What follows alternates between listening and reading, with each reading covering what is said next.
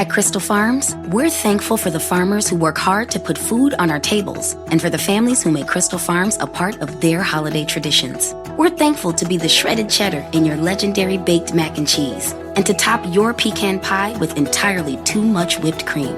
This year, Crystal Farms is giving thanks to both sides of the table by offering savings on holiday essentials and by sourcing our cheese from family farms across the heartland. Learn more at crystalfarmscheese.com. When it comes to quality sleep, Ashley has you covered with top mattress brands at winning prices and with special financing options available. You can snooze now and pay later.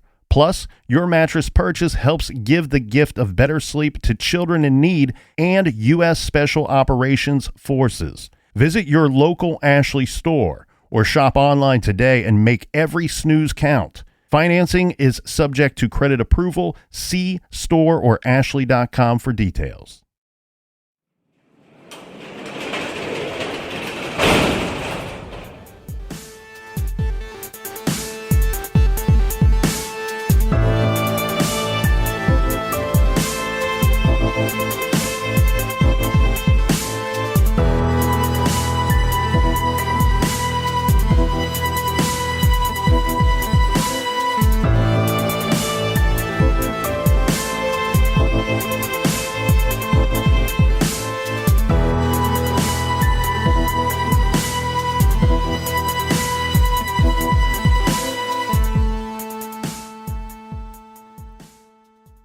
Welcome to True Crime Garage. Wherever you are, whatever you are doing, thanks for listening. I'm your host, Nick, and with me, as always, is a man that, well, I've got to warn you, if you dress up like a clown around this guy, you'll quickly find out that homie don't play that. He is the captain. That is right, boys and girls. It's good to be seen, and it's good to see you. Thanks for telling a friend. Thanks for listening. Thanks for being weird. Today we are drinking MILF from the wonderful people at Mother's Brewing Company in Springfield, Missouri. Garage grade 4.5 bottle caps out of 5. See, Captain, that's what I love about the Garage Army. You claimed about a month ago to know a lot of moms, and boom, Mother's Brewing Company and a big fan of ours, Julie, slide into action and sent us some MILF Stout. MILF is a barrel-aged stout. 11% ABV. Jesus. Try Mother's Brewing Company MILF Stout today. And a big shout out to our True Crime Garage Army. First up, we have Chris in Ottawa, Canada. Like Georgie. Next from Mary, we are sending a happy birthday to Victoria R. It's her 26th birthday, so happy garage birthday to you, Victoria. And a big shout out to Pete up in Long Island. Next from Alexandra, a big shout out to her husband, Clinton. They're in Illinois, and he is celebrating his 33rd birthday. So happy birthday, Clinton. Next, we want to give a big shout out to Jeff from Brooklyn. And in parts unknown, we have Kayla and Anthony. And going down south, we have Alyssa down in Cary, North Carolina. And in Eastleigh, South Carolina, we have Allison. Allison says she has never had a beer in her life, but she's happy to buy us some. So thank you to Allison. Hey, we're not haters here. You don't gotta drink when you're in the garage. Do what you feel. And last but not least, we have Rachel in Camray, Australia. Rachel says, keep up the great work, mates. Well, cheers, mates. We want to thank everybody that pitched in this week and helped to fill up the fridge. And if you want to fill up the fridge for next week, go to truecrimegarage.com and click on the donate button. And a big thank you to everybody that purchased the new Douche Canoe t-shirts.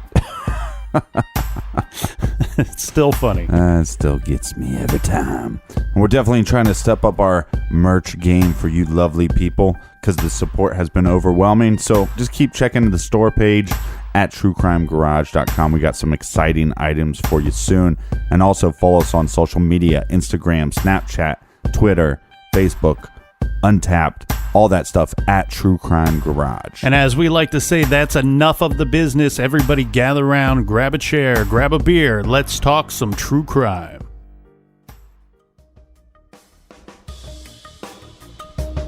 This is True Crime Garage. And this is the case of John Wayne Gacy.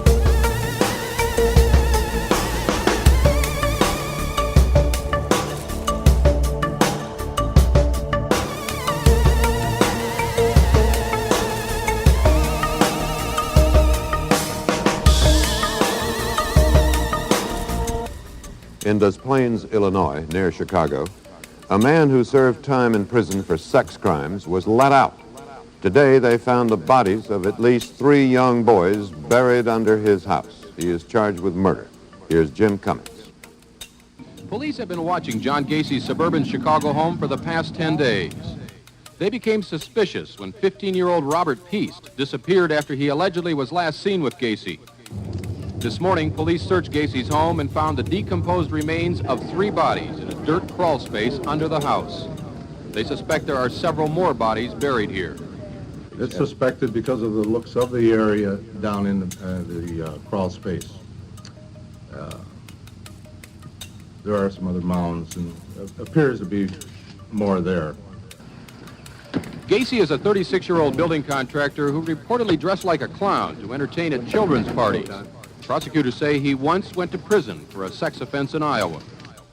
This afternoon, Gacy was charged with murdering Robert Peast.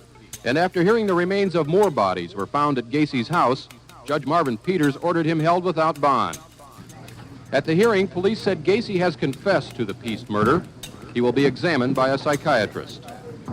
Meanwhile, investigators have started to dismantle Gacy's house and garage as they continue to search for other bodies in this quiet suburban neighborhood.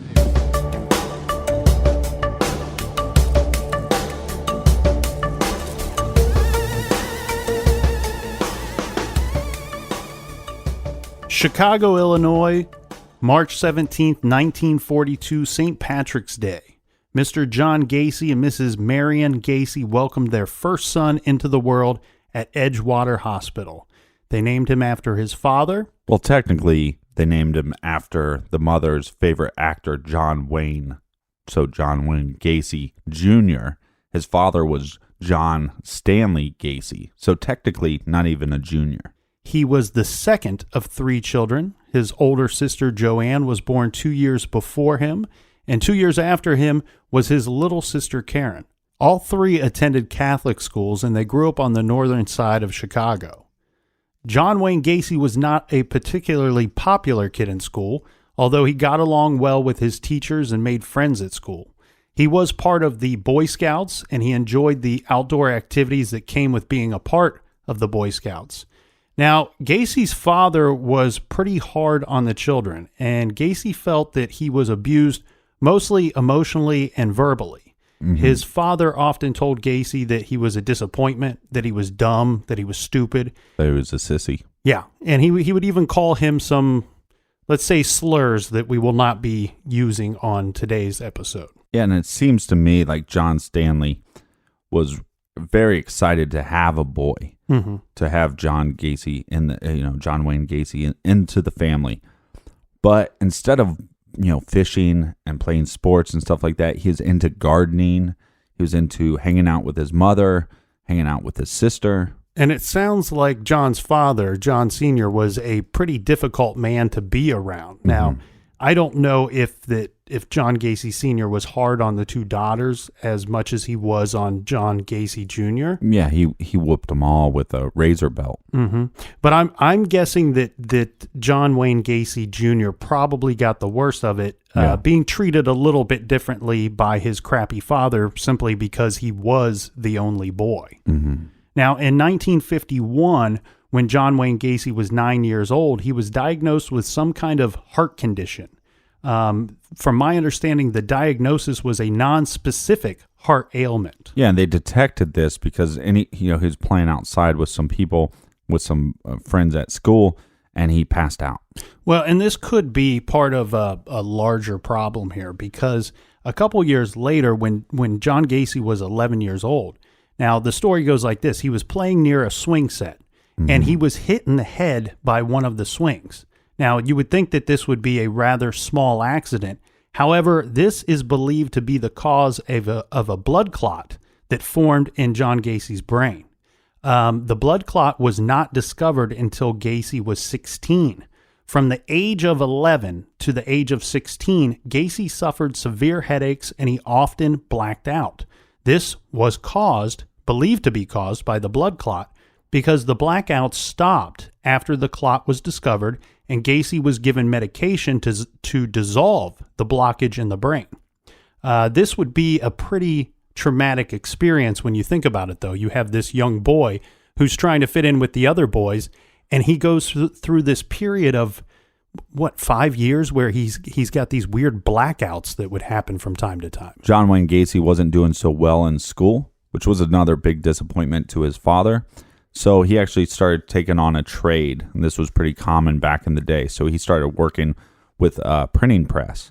Mm-hmm. But because he kept on blacking out, they said, look, you cannot work on a printing press machine if you're going to keep blacking out. Yeah, it's too dangerous. Something horrible could happen to him. Well, he was hospitalized several times over the years, this for the blood clot and for his heart condition. Mm-hmm. He was having quite a bit of problems with this being in his late school years. Gacy was a good student when he was much younger, but maybe because of these health problems, it turned out that he ended up not being able to be a good student. Despite the medical problems, Gacy was considered a hard worker. He took on a part-time job, several part-time jobs after school. He had newspaper routes, and he also worked at a grocery store, at one of those IGA stores, as a bag boy and a stock clerk. That was one of my favorite places to go as a kid. We had one here in town, and you would always hope to get a couple bucks from mom and dad so you could buy some candy after school. Although Gacy and his father had a lot of problems, as the captain said, John Gacy's relationship with his mother and his sisters were very strong. He was extremely close with his mother and his sisters. There is rumor and speculation that John Wayne Gacy Sr., that the father was not only abusive, but also an alcoholic. There is some suspicion that he physically abused his wife and verbally abused all three of the children as well. There's not a lot of suspicion that he was an alcoholic. He was an alcoholic. He ends up dying from cirrhosis of the liver. Mm-hmm. Well, needless to say, the family had problems. Several times, John's mother threatened to leave John's father. And even though John Sr. was an unpleasant individual, John Jr. did seek out attention from his father, and he desperately wanted to gain his father's approval. Mm-hmm. I mean, I think you see that with most boys. You know, they always kind of seek the approval of the father, more so than the mother, I would assume. Well, and outside of these medical problems, there were some red flags regarding John Wayne Gacy's childhood. And now these are stories that were relayed from his mother and his sisters. But when John was about 5 or 6 years old, he got in trouble within the family, and he had been stealing his mother's undergarments. Mm-hmm. And these undergarments kept disappearing and disappearing. Eventually, they found out that it was John that was taking them, and he would eventually bury them underneath the house after he stole them from his mother. Having been caught for this and scolded for it, he didn't do this, whatever bad habit this was, mm-hmm. he fell out of it for quite a few years. But when he was about 15 or 16, he started doing something similar, but it wasn't his mother's undergarments. He would steal the undergarments of girls that lived in the neighborhood off of the clothing lines. They hang them out to dry, mm-hmm. and he would steal them. And it was discovered that he would bury these underneath the house as well. The old panty snatcher. Now, John attended several schools, several high schools, and he never ended up graduating. His father did help him out after school by helping him get his first car. But it was one of those situations where... He helped him out by kicking his ass? Well, it was one of those situations where you wonder if John Sr. was actually trying to help the boy or not, because it was a situation where it's like, okay, dad goes and gets the car for right. John. Mm-hmm. And now John Gacy Jr. has to pay payments to his father. Well, what ends up happening in these situations, and I'm sure a lot of us have been there, but then dad ends up being in charge of the car. Right. It's something that you always have to ask him if you can use your car to go here or there. And he can remind you, well, you're behind on your payments, or it's actually my car. No, you can't take it to go here or there. Right, which you have the right to if you bought the car. Yeah, and so this ends up leading to a whole bunch of fights and arguments regarding the vehicle. Well, John decides to run away from home, which is a strange thing to say when a person is 18 or 19 years old, that they ran away from home. But that's how he describes it. And he ran away and he went to Las Vegas. Well, when he gets to Las Vegas, this was not a really well thought out plan by John Gacy Jr. because he's in a strange town and he has no money. What happens while he's there, he ends up going to the hospital. Okay. And he's unable to pay the hospital bill. They wanted him to pay, it was something small, $36, which is quite a bit more money back then. Mm-hmm. But he didn't have any money to pay this bill. But this will give you an idea of what kind of personality John Wayne Gacy had, was that over the course of discussing this bill and during his hospital visit, he ends up getting a job with the hospital, and that's the kind of personality he had. He was the type that they say could talk to anybody. And he ended up being... He could talk your panties right off. Or just take him off the clothesline. Right. But he ends up getting a job driving an ambulance. Now, he's eventually fired from this job. He doesn't have it for very long because they discovered that he has no high school diploma, which was, of course, a requirement for this type of job. Now, he's in a strange town. He doesn't have any friends. He doesn't have any family there. Remember, he's very close with his mother and his sisters. And he's very depressed while he's in Las Vegas. So the whole time he's in Vegas, even though he ran away from home, he's starting to save back a little bit of money so he can return to his family and return to his home.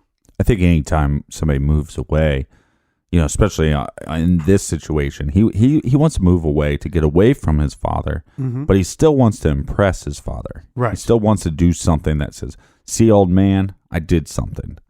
Yeah, and you'll see this when he returns from Las Vegas. When he comes home, now this is the early 1960s, he enrolled in a business college, and he eventually graduated from this business college. So how do you get into college with no high school diploma? I think some of these schools, if you're willing to pay the bill, right, they'll figure out a way to get you through. So while at business college, he perfected his talent as a salesman, and he's what people describe as a natural-born salesman. He could talk his way in or out of almost anything. And he put his talents to work when he was hired at his first real job, let's call it, after business school, when he goes to work for a shoe company. Now, he excelled in his position as a management trainee, and not too long after, he was transferred to manage a men's clothing outlet in Springfield, Illinois. And at this time, he's going to actually find a girl that's going to put up with him and marry her. Yes, this is September of 1964. Gacy met what would be his soon-to-be wife. She was a co-worker. Her name is Marilyn Myers. Mm-hmm. Now, her parents owned a string of Kentucky Fried Chicken fast food restaurant franchises in Waterloo, Iowa. Fred Myers is her father, Gacy's new father-in-law. He offered him a position with one of the franchises. Mm-hmm. Soon after that, Gacy and his new wife... Well, and a little quick point here is, I think, like we talked about, this is a guy that felt like he was a failure and wanted to get ahead and wanted to be, some kind of status. Mm-hmm. I mean, where maybe the status was actually more important than the actual money. But also, now I met this girl, and her family actually owns businesses. Yeah, she has successful parents. Right. This could be a good step for my career. So the young Gacy family, well, Gacy and his wife anyway, are going to move to Iowa so he can take one of these positions working for his new father-in-law. Now, people in the restaurant biz know this. Restaurant managers work a lot of hours, and Gacy was often working 12, 14, 16-hour days. But he was a workaholic. Yes. And the plan was that he would learn the business and then take over the franchise from his father-in-law someday. Yeah. When Gacy was not working, he was active in the Waterloo, Iowa Jaycees. The Jaycees is a civic organization for people between the ages of 18 and 40. Right. It's a not-for-profit organization that has like great leadership training, business development, management skills, and community service is all involved with your work with the Jaycees. It's basically a good way to network and to get ahead. And he was really interested. He actually started a committee, right? Mm-hmm. And what was that committee? I want you to say it. I'm not going to say it. What was the committee? it was a don't litter committee, and it was all about not littering. He hated the litter bugs. I'm sorry. I just when I read that I just cracked up. But so meanwhile, as he's doing this non-littering committee over at KFC, he is demanding that people call him the Colonel. Yeah. You can't make this stuff up, people. Well, he like the captain's saying, he worked tirelessly performing volunteer work with the community through the JCs. It was there that he had made most of his friends, and he spent most of his free time working with the JCs. Shortly after arriving in Iowa, Gacy and his wife, they had their first baby, a son, and they also had a daughter while they were living there. Right. And his family members would say, this is kind of the first time that John Stanley Gacy is looking at John Wayne Gacy and saying, hey, that's my boy. My boy settled down. My boy has a job. My boy is supporting his family. He's married. I think John Stanley Gacy was kind of worried about his son's sexuality. And so now the fact that he's married and has kids, it's like, my boy's doing good. And actually it was kind of the first time that John Stanley was proud of his son. Well, and I think regarding the mother's undergarments, and maybe part of the reason why the father was so hard on him, it was not outwardly stated by her, but the belief by the family was that he was wearing these undergarments. Right. And that might have led his father to believe certain things about his son. But like you said, now he's out on his own. He's working for his father-in-law and his successful father-in-law. And he's working to build a family. The Gacys, John and his wife, they had every reason to be happy during their first few years there in Iowa. They had a nice house in the suburbs. The kids were healthy. Marilyn, his wife, enjoyed staying at home and taking care of the children. And John had a good job, and he was busy with the JCs. He was even working on a campaign for presidency of the local JC chapter there. Yeah. Everything seemed almost too good to be true, and in fact, we end up learning that it was. Everything seemed to be looking good for John Wayne Gacy Jr., yet his lucky streak would not last too much longer. Well, and I don't know if it was just a luck streak as much as I think he had these desires or thoughts inside of him that he was now becoming not able to control. Yeah, and there were some thoughts that John Wayne Gacy might be homosexual. This is kind of stemming from some of the young guys working at the KFC restaurant. Right. They say that he is making passes at them during work hours and while working with Gacy at the fast food chain. Yet people close to him, refuse to believe the gossip.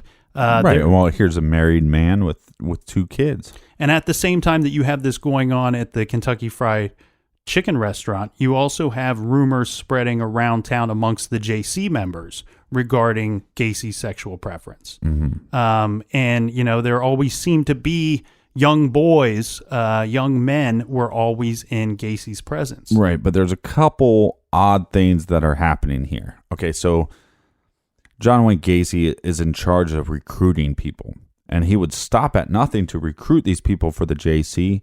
And like we said, it's this community organization, and it's supposed to be about networking and helping the community. And John Wayne Gacy decides, well, I'll rent a hotel, and I'll start showing these recruits illegal pornography tapes. Or stag films, yeah. Right. So that then turns into, not only are we going to watch these tapes, but we're going to hire prostitutes and have orgies. So that's going on the whole time. People of this town of power are having these orgy parties. And he's also starting at this point to swing with his wife as well. So you got a lot of weird stuff going on. So, but then the rumors about, the JC start saying, hey, well, we know he's doing some of this stuff, but we're doing it too. The odd stuff is that he's hanging around a lot of young boys. Well, and with a lot of these organizations, the way that you can rise to the top very, very quickly is by recruiting numbers. And if you can recruit more members than anybody else, then you become very popular and a person of power inside that organization. And on top of that, if you recruited that person, and then you have also this information to hang over their head. Oh, you might not want to, rub me the wrong way because you don't want me telling your wife about this. Well, and Gacy was getting large numbers of recruits, like almost unheard of numbers of recruits. And it's believed that because he threw these wild, crazy parties, right, that a lot of these people were signing up just to be a part of these parties, not so much to be really, truly involved with the organization itself. Now, in the spring of 1968, Gacy ends up being indicted on charges of sodomy. Now, in most jurisdictions, sodomy is a pretty broad, vague charge. The precise sexual acts meant by the term sodomy are rarely spelled out in law, but are understood by courts to include any sexual act deemed to be unnatural or immoral. Now, there's two sides to this particular sodomy charge that go down here. Do you want to give? Yeah, so basically the victims' accounts of the story is they're hanging out with John Wayne Gacy, hanging out at John's house. John shows him a stag film and then gives him some alcohol. This would lead to some sexual advances. We know the victim's name, but we're not going to say it out of respect to them. So obviously there's this very inappropriate exchange between an adult male and basically a teenage boy. That teenage boy just kind of lives with it and doesn't tell anybody. And Gacy actually pays him, I think, $50 and also tells him, hey, by the way, I have connections with the mob. So if you want to talk about this, you're going to be in for some trouble, right? So the boy starts acting strange and eventually breaks down to his parents. The problem with this is his father is high up with the JCs, but just high up as a public figure. Well, and some of those things align with the version of the story that I'm going to tell. Now, this is according to John Wayne Gacy, by the way. We'll throw that out there, and that's primarily why we're not going to use this young man's name. But according to Gacy, the young man was a homosexual young man who didn't mind having sex with men for money or sexual favors with men for money. Now, Gacy says that the two of them were involved, that they would get together often, and for some reason, the two ended up in a dispute about money, and that the young man went to law enforcement and said that Gacy had forced him into some kind of sexual act. Gacy is picked up for this. He denies all of the charges against him. Later, Gacy was charged with an additional charge with hiring another boy to beat up his accuser. Gacy offered some money to another young man so that the young man could pay off his car loan. And in exchange, he was going to beat up this kid. And the way that this story goes down is that the hired young man, he gets the kid into his car. He drives him to a wooded area where he sprays him in the face and eyes with mace, and then he tries to beat him up. However, the boy, he fights back, and he ends up breaking the boy's nose, and he manages to get away. He then calls police and lets them know that he was attacked by this other boy. So when this boy is picked up and taken into police custody, he then, in exchange, gives them John Wayne Gacy's name again, explaining that, I was hired to attack this kid. Ultimately, the judge in this situation sentenced John Wayne Gacy to 10 years in Iowa State Reformatory for Men, the maximum time that you are allowed to give for this such offense. John Wayne Gacy was 26 years old at this time. Now, shortly after Gacy entered prison, his wife divorced him on the grounds that he had violated their marriage vows. Now, while in prison, he was considered a model prisoner. He remained nonviolent and well-behaved, and he hoped for... he was a plus-size model prisoner. And he hoped for an early parole, and after 18 months later, John Wayne Gacy, his parole is approved. We'll get right back to the sick and twisted mind of John Wayne Gacy after this quick beer break.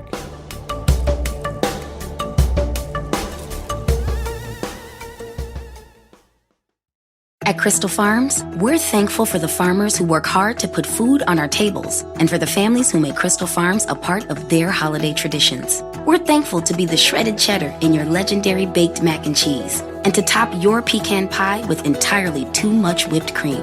This year, Crystal Farms is giving thanks to both sides of the table by offering savings on holiday essentials and by sourcing our cheese from family farms across the heartland. Learn more at crystalfarmscheese.com. This show is sponsored by BetterHelp. Do you look forward to the holidays? Maybe you struggle with seasonal blues. This time of year can be a lot, and it's natural to feel some sadness or even anxiety about it. But adding something new and positive to your life can counteract some of those feelings. Therapy can be a bright spot, something to look forward to make you feel grounded, and to give you the tools to manage everything going on. If you're thinking of starting therapy, give BetterHelp a try. It's entirely online, designed to be convenient, flexible, and suited to your schedule. Just fill out a brief questionnaire to get matched with a licensed therapist and switch therapists at any time for no additional charge. Find your bright spot this season with BetterHelp. Visit BetterHelp.com/garage today to get 10% off your first month. That's BetterHelp, HELP.com/garage.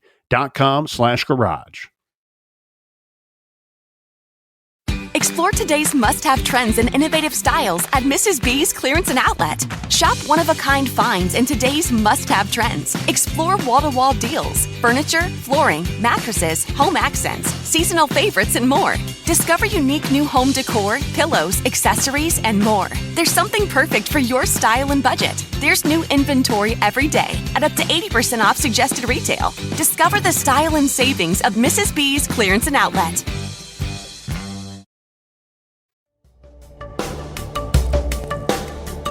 All right, we're back.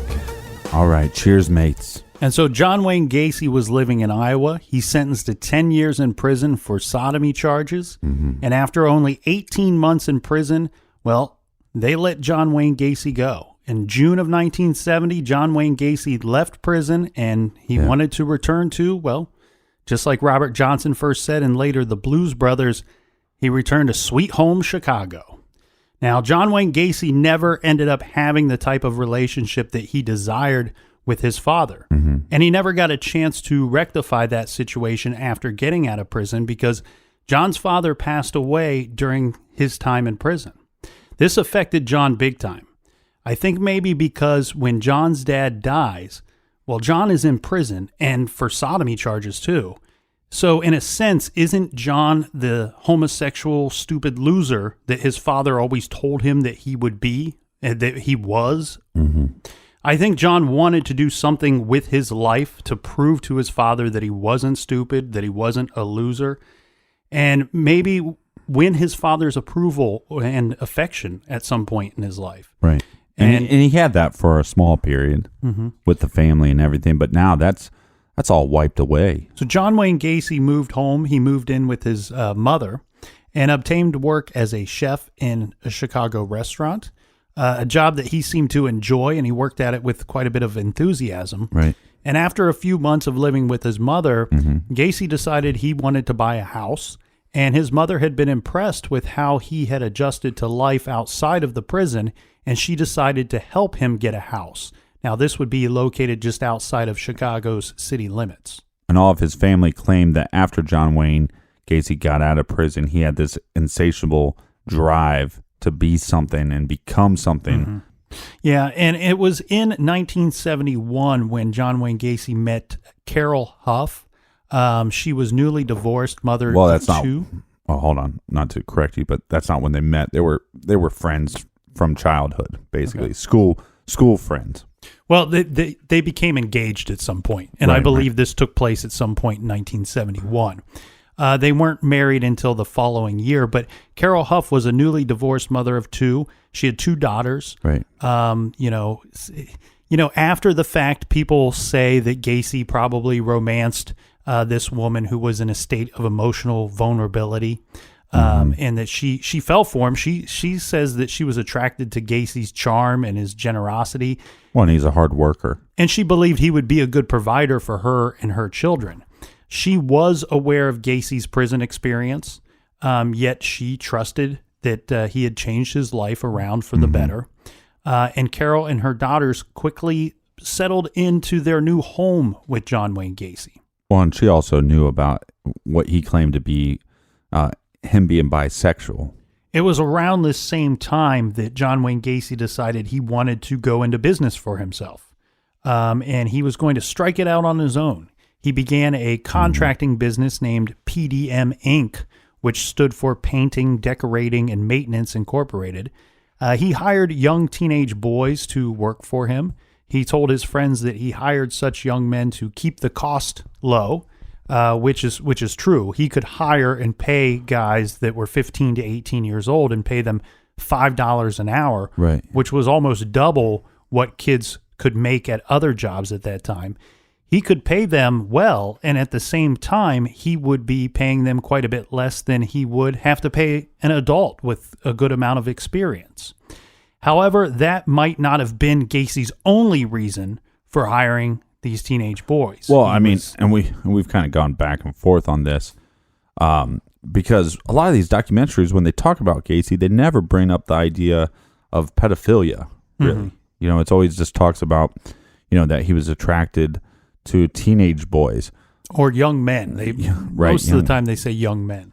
Yeah, and I think, at the time of all this stuff going around, this is not a commonly used term. Pedophilia did not become a commonly used term until the 80s, and probably the late 80s. Well, and we talked about that when we covered the Johnny Gosch case. The investigators were using the word pedophilia or pedophile, and parents were saying they didn't know what that term meant. Right. They had not heard that term before, and this was taking place in the early 80s. And this was different times. I mean, there was a lot of people that did not even finish high school. They'd just go straight to work. So we were kind of talking earlier about how maybe they don't use the term pedophilia because back then, 17, 18-year-old boy was a man.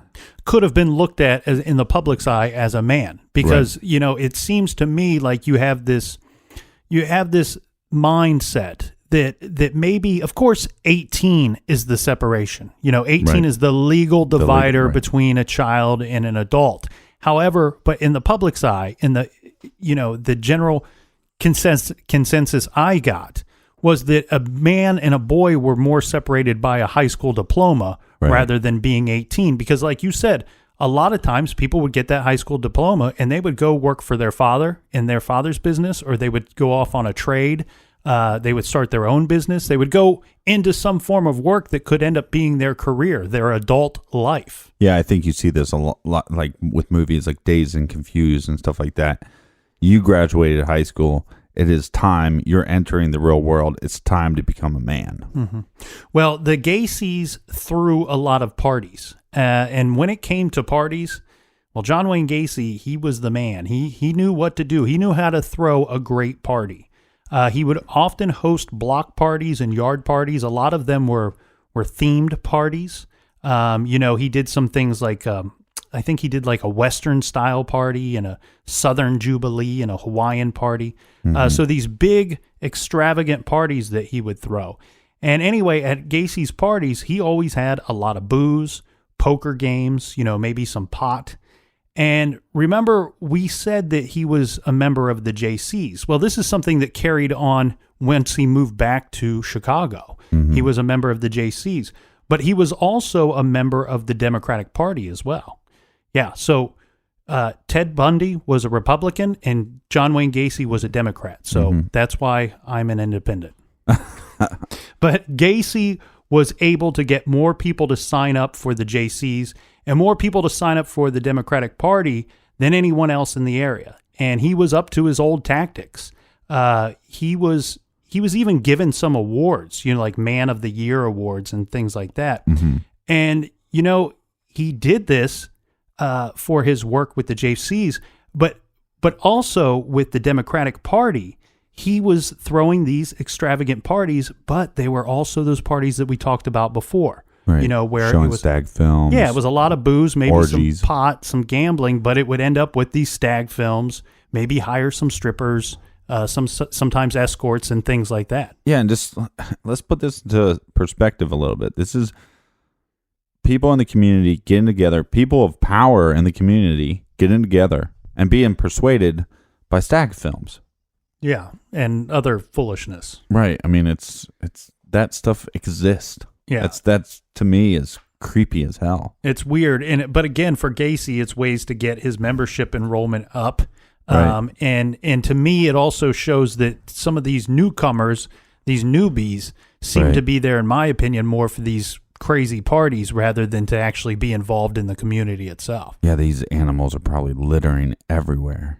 Well, it's around this same time that John Wayne Gacy unleashed his new creation, Pogo the Clown. He becomes a clown, and I know at different parts during his little clown experiment or whatever he was doing that he did go under different names, but I believe Pogo the Clown is the most accepted one that he fancied himself. Yeah, most popular one. But hey, Gacy, put on your cup, son. Put on your cup. Well, like I said, he unleashed his new creation of Pogo the Clown. John Wayne Gacy was a clown. I'm going to unleash a punch to your nuts. He entertained children at parties and even volunteered at local hospitals, to try to cheer up the kids. And maybe it's just because what we know now about John Wayne Gacy, but looking at those pictures, I mean, other than him being fat, other than him being a pudgy guy, a plus size prison model, he's still a creepy looking clown to me. I don't know if it's because we know about him or if. Well, one of the things that I noticed was the mouth, the way he painted the mouth. That most clowns paint circular mouths, and his had points. Yeah, he had points at the end. Mm-hmm. Yeah, you'd think, but and look, you'd think, weight aside, you'd think that maybe, Santa Claus is jolly, right? So that maybe there'd be a jolly clown. But I think because of the points on the mouth is really kind of what gave it away. And also, John Wayne had these pointy eyebrows, just that he inherited. So I think those two elements is kind of what makes Pogo a little creepo. Mm-hmm. Well, and before we get too far down on another road, let's go ahead and go through this portion of John Wayne Gacy's life. Him and his wife start having marital problems. And it's believed that some of this stemmed from her picking up on Gacy's homosexual desires. Mm-hmm. Now, we had said earlier that, she was aware of his prison sentence. Well, she was aware of his bisexuality. Yeah. And she's probably aware of his version of his prison sentence and why he was guilty. Right. But yeah, she's aware that he is bisexual. But at the same time, she's also finding magazines around the house with lots of naked men in them, books about gay fantasies. And he's very casual, nonchalant about kind of leaving these all over the house and in almost every room of the house as well. But and I don't think that matters if it's, homosexual thoughts or just heterosexual thoughts. I think if you're with somebody, there's a lot of times that you'd be offended, if you're just, there's Playboy magazines everywhere. I think at some point your wife might go, hey, can you just pick this up?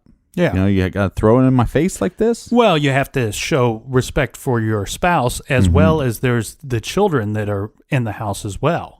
You shouldn't just be having these things laying around. But at the same time, he's also becoming a little more violent. His personality is changing as far as she is concerned. And at this point, he's yelling a lot. He's even throwing furniture at times when he gets upset. He's becoming his father. Yes, this sort of thing is what's going on. And eventually, Carol would file for divorce. The couple's divorce became final in 1976. So, yeah, drinking is getting heavier. Mm-hmm. He's becoming more violent. He's having more sexual desires. And this is all going to come to a big flame. Yeah, and the two of them have basically no romance between the two of them for quite some time as well. Now, I wanted to go down that road before we got to this because we're going to go down the romance road. Yeah. Oh, okay. I love you, Captain. Now we're going to start talking and introducing some new people here, but these are certainly key persons to this story and to this case. And the first one that I want to introduce is 17-year-old Johnny Butkovich. I think he's been waiting all day to say that name. Old Butkovich. But anyway, Johnny worked for John Wayne Gacy. That's my last name. And in fact, Captain Butkovich. In fact, they worked a lot of hours together, and they even hung out together off of the clock. Yeah. At one point, they are around each other so much and so often that people started referring to them as Big John and Little John. And Johnny, or Little John to some, was like most young men. He was into cars. He took great pride in his 68 Dodge. Not only did he drive it and race it, but he was always working on the vehicle as well. And having this job allowed him to, work on this vehicle and spend some money on his car. Johnny did remodeling work for Gacy at PDM Contractors, a position that he enjoyed, a position that paid him well. And you also have your boss that's probably getting you booze. And you couldn't get booze at the time. So everybody knows, when you're 19, 20 and you're trying to get some booze, everybody knows their 21 or 22-year-old friend that would get them booze. Right. You keep that contact close. Right. Even as close as they were, however, their working relationship ended abruptly when Gacy refused to pay Johnny for 2 weeks' worth of work. Right. Angered at Gacy and angered that he had withheld his pay, Johnny went over to his boss's house. This was with two friends to try to scare Gacy and to try to collect his money. When Johnny confronted Gacy about the paycheck, Gacy refused to pay him. And now, of course, we have a large argument. Johnny threatened that he was going to tell the authorities that John Wayne Gacy was not deducting taxes from the earnings. Gacy was enraged and he screamed at him, and we have this big fight going on. But what ends up happening is Johnny and his friends basically realized that there wasn't a whole lot that they could do about this situation. And they eventually... Right. You're kind of shit out of luck at this point. Yeah, he's just not going to give you any money. And at the end of the day, they end up leaving Gacy's house. Johnny dropped off his friends at their homes, and he drove away. And then he's never seen alive again. But later on, we'll have a odd explanation of this story coming from Gacy himself. Yes. The next person we want to talk about is Michael Bonin. Now, he was about 17 years old as well, and he disappeared in June of 76. This is a situation where he was supposed to catch a train. He was going to meet his stepfather's brother at some location. Authorities are not certain that Michael ever got on that train, but they know that he never made it to meet his stepfather's brother. He just simply disappeared. He's not seen after that. Right, and now in the same area, we have more boys going missing. Yes, the next boy is Billy Carroll Jr. He's the kind of kid that was always getting into trouble. At the age of Billy. At the age of 9, he was in a juvenile home for stealing a purse. At the age of 11, he was caught with a gun, and he got into more trouble. Now, Billy, in and out of trouble his whole life, he spent most of his time on the streets in uptown Chicago. Now, at the age of about 16, Billy was making money by arranging meetings between teenage boys and adult clientele for money. That's definitely put him in a compromising position. Yes, because I don't know if it was because of Billy's little business that he had, but he knew John Wayne Gacy. And ultimately, just like Johnny and Michael that we just spoke of, Billy also disappeared suddenly. This was on June 13th of 1976. Billy left his home and he was never seen alive again. Do we have any other boys that went missing? We have Gregory Godzik. He actually had a job with PDM Inc. He worked for John Wayne Gacy. And he didn't mind the odd jobs that he was picking up or the work that he would do.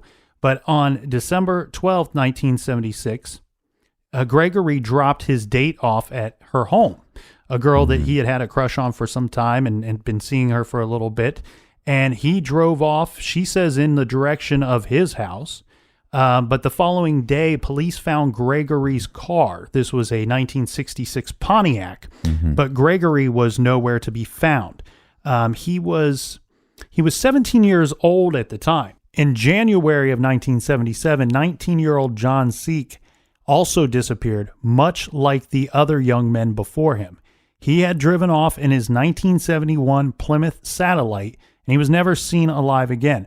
But interestingly enough, a short while after the young man vanished, another teenager was picked up by police in a 1971 Plymouth Satellite while trying to leave a gas station without paying for the gasoline. Right. The young man was a one Michael Rossi and said that the man that he worked with could explain the situation, this being the situation with the vehicle. Right. The man that he worked with was John Wayne Gacy. And when police met with Gacy, Gacy explained to the police that Zeke had sold him the car, sold John Wayne Gacy the car, and that John Zeke wanted to run away and he needed some money to take off and to get set up elsewhere. So he sold John Wayne Gacy the car before he hitchhiked out of town. Gacy then went on to explain that he gave the car to his employee Michael Rossi in trade for some labor. So rather than paying him for a bunch of work that Rossi did, he ends up giving him the car. Well, I don't think a lot of this stuff would have happened if he was like on a sexual offender website, Yeah, some kind of registry. Right, because all the stuff that happened in Iowa is not carrying over to Chicago. No. So we don't really have that on his record. And obviously, cops are getting a little suspicious at this point. Mm-hmm. Well, and the thing we've seen with Gacy, too, is, there might be some people that are aware of this sodomy charge that he had in Iowa or aware that he spent some time in prison. Because the thing with Gacy is he liked to, not only did he like to talk to people, but he also liked to lie and embellish stories about himself. So I could see him possibly telling some of these 17, 18-year-old boys that, you know what, I'm a real man. I've been to prison before, Right. What were you? But now you got to answer the question, well, what were you in prison for? And I'm a real man because I like real boys. Yeah, but then you get the John Wayne Gacy version of why he was in prison. Right. Embellishing and probably just lying about the situation. We also have Robert Gilroy. He was an avid outdoorsman, camper. He loved horseback riding. On September of 1977, he's 18 years old at this time. Gilroy was supposed to catch a bus with some friends to go horseback riding, but he never shows up for this event. Now, Gilroy's father... That's like the second one that was trying to catch a bus. Yeah, Gilroy's father is a police sergeant, a Chicago police sergeant at the time, and he immediately began searching for his son, and they unleashed a full-scale investigation with big-time searches. Even though they did all this effort, nothing turned up, and when the leads stopped coming in, Robert Gilroy was still missing. While this is all going on, John Wayne Gacy has an employee by the name of David Cram. Right. Well, according to the documentary, the guy's name is David Cram. Now, let's talk about this for a little bit. Go ahead. Because, we both watched a bunch of docos on him. And there's just some facts that are just not lining up. Right. Some of the names, some of the stories are the same, but some of the names aren't the same. Well, you know what I wonder about that, Captain, is when you watch some of these documentaries, okay, first of all, a John Wayne Gacy documentary, there's a whole batch of them out there. Mm-hmm. I mean, there's a ton of them out there. But they're typically like 40 minutes to maybe 1 hour long. This is a much longer and much necessary to be longer story to tell than 40 minutes or an hour long. Mm-hmm. There's a whole lot more of a story here. And the thing that I worry about with some of these documentaries, we've seen it in other ones, that we see on Netflix and Amazon Prime and things like that. Sometimes they lump some of these stories together. Right. And so names get they get mashed together. Timelines get a little bit blurry. So this story could be coming from David, or it could be coming from... It could be coming from, I used the name Michael Rossi earlier. Mm-hmm. Now, the thing here is, Captain, the story with Gacy gets even more convoluted because he lived in Iowa for a while and then he lived in Chicago for a while. And a lot of the stuff that he did in both places, in both locations. Right. So that makes it more confusing. But when you watch, there's one documentary in particular where they name this character David Cram. Now, mind you, it's one of those situations, they put the light behind him. He's sitting in a chair. His face is kind of darkened out. You can't see his face real well. And then they just they flash this name, David Cram. Well, his story goes like this. So whether it's David or if it's this Rossi character. Or some other name altogether. Right. The story is that the crawl space. Mm-hmm. He is originally hired to dig trenches in this crawl space. He doesn't know why. Now, what can happen in like a half basement, if you have a crawl space, you can dig out that crawl space and then make your basement a full basement. That's a very tough thing to do, but you can do that. So he doesn't really know why he's digging these trenches in this crawl space, but he does. There's actually, depending on who you talk to, there's a few different stories as to why Gacy wanted these trenches dug in this crawl space. Right. So one of the stories being that they were going to insert some kind of pipes that were going to go down and they needed the trenches for pipes. The other story being that there was a foul odor that was in the house and that Gacy was telling people that it was coming from this crawl space because it would typically get saturated with water. Right. And water would just kind of sit in there and it would unleash this foul odor throughout the entire home. And he was trying to rid the house of this structural problem that was going on. Right. So this kid is, he's like 16 years old, 17 years old, digging these trenches in the crawl space of John Wayne Gacy's house. Eventually, he rents a room from him. So he would come home and he lived there for a short period of time, working for John and doing probably working in the community for other people as well. But one night he comes home and I think super creepy. He comes home and John is sitting there in his pogo outfit, dressed full clown get up, and he's drinking. And he's like, "Hey, join me. Let's have some drinks. Let's smoke some pot." And Gacy was by this point, he's probably a pretty big drinker. I'd heard stories that he would drink full glasses of vodka and things like that. Right. So he's pretty wasted already. He's lit. And David is drinking with him. And he brings out these handcuffs. And he's kind of showing him a trick, like here's how you put on the handcuffs and here's how you get out of it. Like, remember how we talked about, like, when you're a kid, you have the fake handcuffs? Mm-hmm. And then you have these little switch on them on the side, so you can just push that little lever and it opens up. So we kind of talked about that he probably had 2 sets of handcuffs, and he probably had a trick handcuff, like, here, see, watch me. I put on the handcuffs and look, I can get out of it. Mm-hmm. You try them on. So when he goes to try them on, he can't get out of it.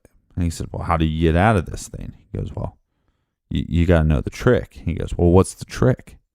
He said, "Well, the trick is you got to have a key." Right? And he starts laughing. So he's sitting there in his full clown get up, right? Just laughing like a little kid, like, "Ah, ha, ha, ha, ha, ha, ha. I got you. I got you." And now at this point, he's poking him. "I got you. You can't get out." Just acting like a kind of a crazy person. So this individual that is tied up, he then says, "You got to let me out, And he's still being nice at this point. They're still kind of playful. Yeah, John's being weird, dancing around with the pogo outfit on. But this guy eventually says, "Hey, look, you got to let me out or I'm going to kick your ass." Mm-hmm. And this sets Gacy into a rage, right? Mm-hmm. So now he is fighting basically for his life against Gacy, but he's in handcuffs.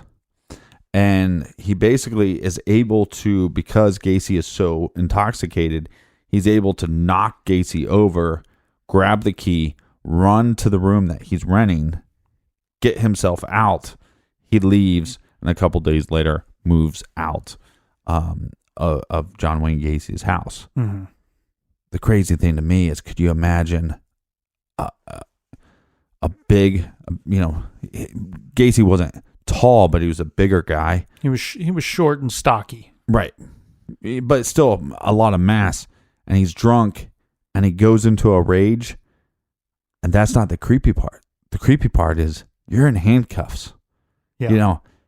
I don't mind punching you in your face, John Wayne Gacy. If but if my hands are tied behind my back, I'm shit out of luck. Mm-hmm. Good luck fighting that fight. Yeah. It's just every time I hear that story, I've heard it maybe 3 or 4 times, but every time I hear it, it always just hands get a little sweaty. Mm-hmm. Well, here's another creepy story for you here, Captain. And this took place in May of 1978, Chicago, Illinois.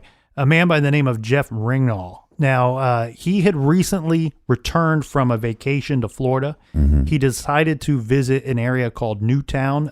It's a popular area of Chicago because he wanted to check out some of the many popular bars they had there, as well as disco clubs in that area. Now, while bar hopping and walking through the area, he sees a black Oldsmobile. Now, inside the vehicle is a heavy-set driver, and the driver leaned out from the window, and he's complimenting this young man on his how unseasonably tan he is. Mm-hmm. And this sparks up a conversation. And they continued with some small talk, and eventually the driver then asked if Jeff wanted to smoke a joint and ride around in his car, and they would just ride around town and smoke a couple joints. Well, this sounded like a good idea to Jeff, so he hopped in the car. This sounds like an awful idea. They drive off. They're talking, they're smoking, driving around, when all of a sudden the heavy-set driver attacks Jeff. Wow. He grabbed him and quickly shoved a rag over his face. Now, the rag was doused with chloroform. Jeff lost consciousness.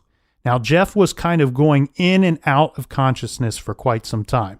At one point, while he was awake, he could see street signs, and, the car's still moving. And he's trying to see these street signs and try to figure out where the car is going, maybe where he's being taken to. Well, and he doesn't know this area. Right.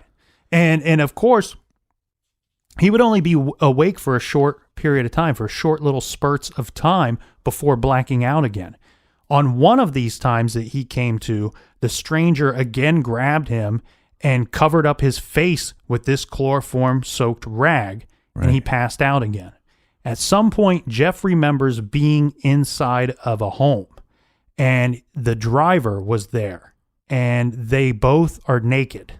At one point, Jeff remembered seeing on the floor several dildos, and the stranger was threatening him and telling him how he was going to use them. Jeff was viciously raped and tortured for hours, but thank God that he had been drugged and knocked out for most of it. Now, the next morning, Jeff awoke from these blackouts. But when he wakes up, he's now fully clothed, and he's propped up against a statue in Chicago's Lincoln Park.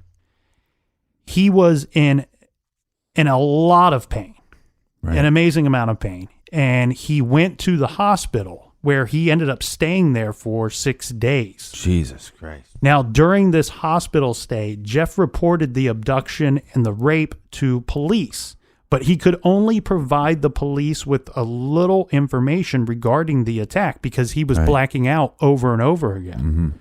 Mm-hmm. He could recall the vehicle, a black Oldsmobile. He gave them a description of the heavy-set man that was driving the vehicle, and he could tell them basically useless information about some of the details of the inside of the house, like the color of the carpeting or patterns on the carpeting.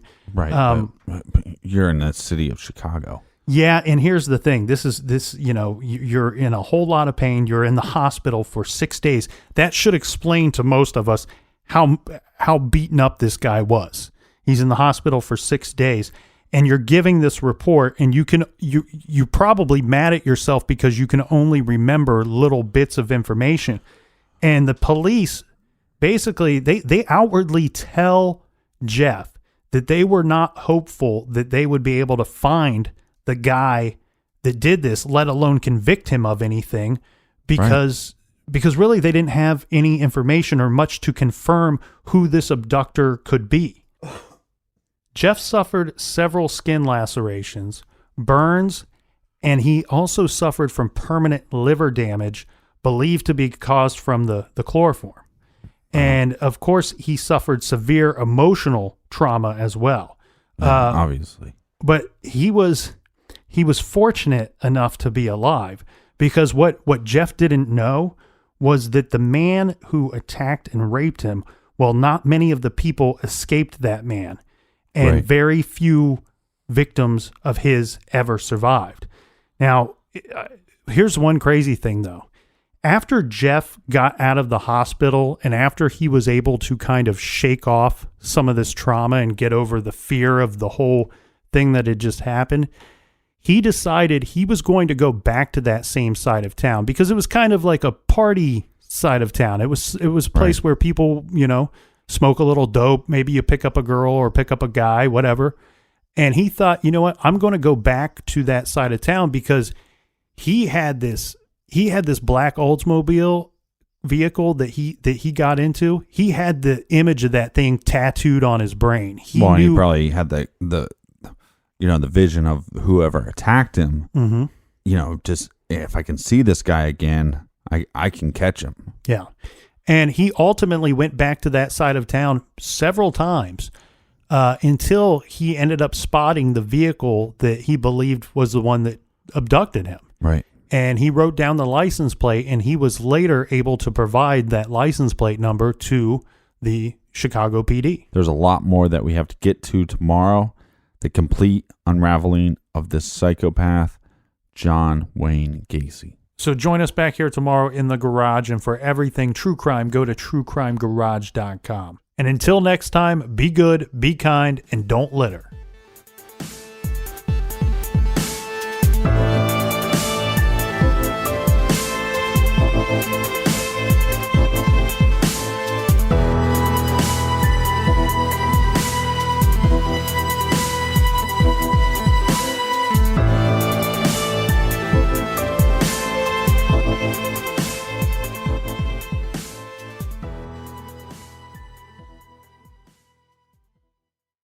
At Crystal Farms, we're thankful for the farmers who work hard to put food on our tables and for the families who make Crystal Farms a part of their holiday traditions. We're thankful to be the shredded cheddar in your legendary baked mac and cheese and to top your pecan pie with entirely too much whipped cream. This year, Crystal Farms is giving thanks to both sides of the table by offering savings on holiday essentials and by sourcing our cheese from family farms across the heartland. Learn more at crystalfarmscheese.com.